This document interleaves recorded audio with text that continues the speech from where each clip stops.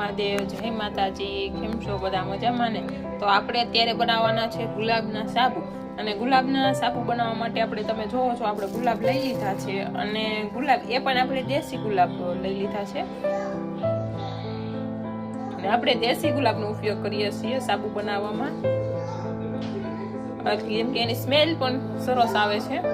અને ગુલાબ મને તો બહુ પસંદ છે. તો આપણે આ ગુલાબને મિક્સરની અંદર ક્રશ કરી અને પછી સાબુ બનાવશું. તો આપણે આ મિક્સર જારની અંદર ગુલાબ પીસી લઈએ. આપણે મિક્સર જારમાં ભરી લીધા છે અને આપણે મિક્સર જારની અંદર પીસી લેશું.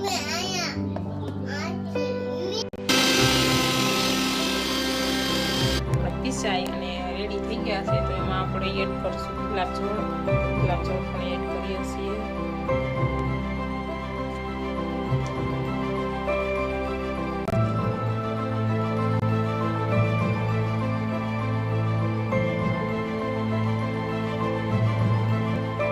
આપણે ગુલાબ પીસી અને રેડી કરી લીધા છે. આ ગુલાબની પેસ્ટ છે, આપણે જે ગુલાબ મિક્સરમાં ક્રશ કર્યા પેસ્ટ છે, કલર પણ મસ્ત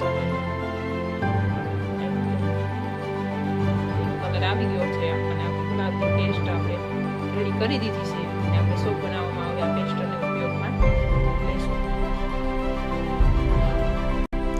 ભેજ આપણે ઉગાડવા રાખી દીધો અને આપણો ભેજ ઓગળી ગયો છે.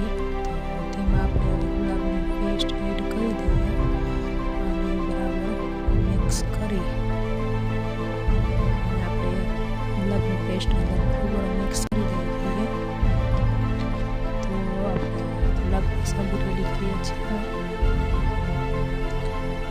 તો